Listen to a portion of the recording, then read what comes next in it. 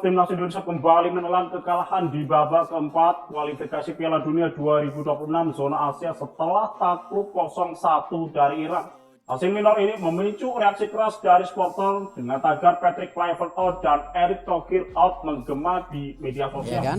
Kalau pemain tidak percaya, pelatih tidak percaya, ya saya siap mundur. Sejumlah nama muncul sebagai skenario jika Erick Thohir tak lagi jadi Ketua Umum PSSI. Sintayong! Sintayong! Sintayong! Sintayong! Sintayong! I feel like I'm losing my mind. Is everybody in the world blind? Tagar Erick Thohir dan Patrick Kluivert out menggema usai timnas Indonesia gagal lolos ke Piala Dunia 2026 setelah dalam laga penentuan tadi, skuad Merah Putih kembali menelan kekalahan dari timnas Irak. Ya, timnas Indonesia kembali gagal meraih kemenangan setelah dikalahkan Irak dengan skor tipis 1-0. Atas kekalahan serta kegagalan timnas Indonesia lolos ke Piala Dunia 2026 ini, banyak fans yang menyerukan Patrick Kluivert dan Erick Thohir out atau mundur dari timnas Indonesia. Kekalahan ini tentu mengecewakan bagi supporter timnas Indonesia. Terlebih keberhasilan Indonesia bertahan hingga babak keempat membuat skuad Garuda sempat berada pada posisi tinggal berjarak 180 menit lagi dari pesta sepak bola terbesar di dunia tersebut. Ya, nama Patrick Kluivert dinilai gagal mewujudkan mimpi timnas Indonesia lolos ke Piala Dunia dan layak untuk dicopot dari jabatannya. Tanda pagar alias tagar Kluivert out pun menggema di berbagai media sosial, mulai dari Twitter hingga Instagram.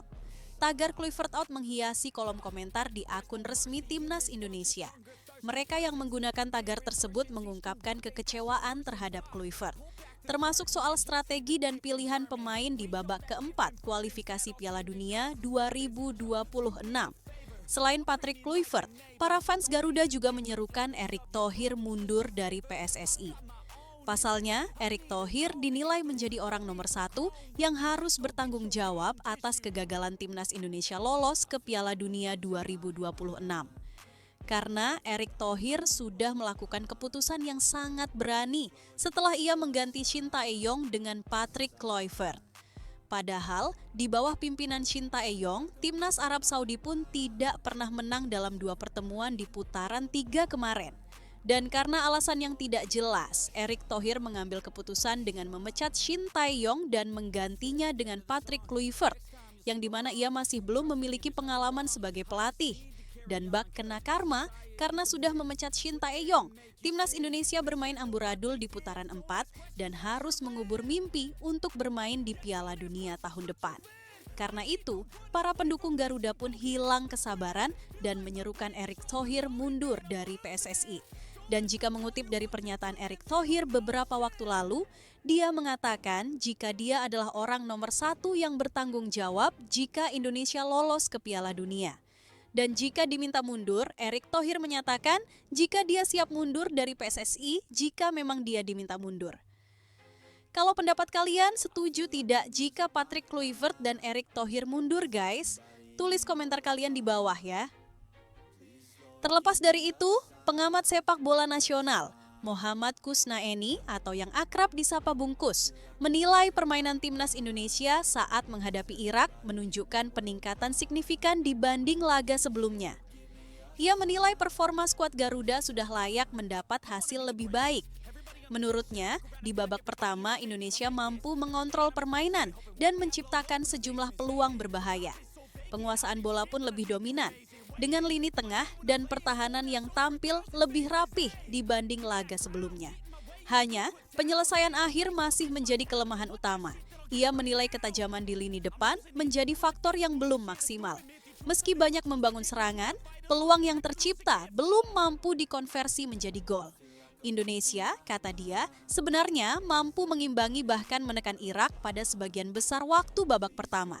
Namun, situasi berubah di babak kedua. Bungkus menjelaskan, setelah Irak memasukkan 2 gelandang andalannya, Zidane, Amar Iqbal, dan Jassim, Indonesia mulai kehilangan kontrol di lini tengah. Pergeseran dominasi itu membuat tekanan Irak meningkat. Timnas Indonesia sebetulnya main bagus di laga ini. Jauh lebih bagus dibanding saat melawan Arab Saudi. Sebetulnya tidak ada peluang Irak yang betul-betul berbahaya. Gol Zidane pun lahir dari kesalahan kecil lini belakang yang dimanfaatkan dengan baik melalui finishing luar biasa. Sangat disayangkan, ujar Bungkus. Ia menilai hasil 1-0 itu tidak sepenuhnya mencerminkan jalannya pertandingan. Menurutnya, Indonesia sejatinya layak meraih hasil imbang, apalagi jika mampu menjaga konsentrasi hingga akhir laga. Itulah sepak bola level tinggi. Hasil akhir kadang terasa menyakitkan akibat kesalahan kecil yang berhasil dimanfaatkan lawan, kata Bungkus menutup analisanya. Sementara, Kapten Timnas Indonesia, Jai Idzes juga buka suara usai gagal lolos ke Piala Dunia 2026. Jai Idzes menantikan percobaan lainnya menuju Piala Dunia 2030. Kami punya chemistry yang sangat baik dan saya rasa apa yang kami lihat di sini bukan hanya hari ini, tapi juga seluruh babak kualifikasi kami bisa belajar banyak hal. Saya rasa ini pengalaman yang sangat bagus bagi kami dan kami bisa mengambil banyak hal dari pengalaman ini, mencoba berkembang dan mencoba lolos ke Piala Dunia berikutnya. Ya, begitulah, tegas Jai Idzes. Ya, Piala Dunia selanjutnya berlangsung pada 2030. Momen tersebut sekaligus menandai 100 tahun kejuaraan dunia sepak bola putra. Maroko, Portugal, dan Spanyol adalah tuan rumah Piala Dunia 2030. Ada tambahan Uruguay, Argentina, dan Paraguay yang akan menggelar satu pertandingan. Kenapa 3 negara Amerika Latin itu yang dipilih? Sebab Uruguay adalah tuan rumah pertama Piala Dunia 1930 dan jadi juara dengan mengalahkan Argentina 4-2. Sementara Paraguay adalah lokasi markas Federasi Sepak Bola Amerika Latin CONMEBOL. Ya, 2 kekalahan beruntun melawan Arab Saudi dan Irak membuat ranking FIFA Timnas Indonesia terjun bebas.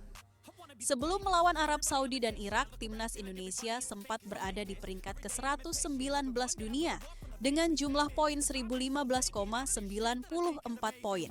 Namun, setelah mendapatkan 2 kekalahan di ronde keempat, jumlah poin hingga ranking FIFA Timnas Indonesia otomatis anjlok. Mengutip dari Footy Ranking, kekalahan atas Arab Saudi membuat peringkat Timnas Indonesia turun 1 tingkat dan jumlah poin Garuda dikurangi 6,68 menjadi 1151,26 poin. Setelah kalah tipis melawan Irak, ranking FIFA yang ditempati Timnas Indonesia dipastikan akan kembali turun beberapa tingkat. Kekalahan dari Irak membuat jumlah poin FIFA Timnas Indonesia berkurang 6,53 poin menjadi 1144,73 poin. Selain itu, ranking FIFA Timnas Indonesia setidaknya bakal turun 2 tingkat lagi ke peringkat 122 gegara kekalahan dari Irak.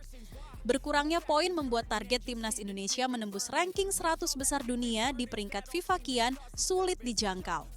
Keputusan terburu-buru yang akhirnya berakibat fatal akibat pergantian pelatih ya guys. I've got my own issues. I need a comb to get through. Don't need to groan with you. Just go get your own tissue.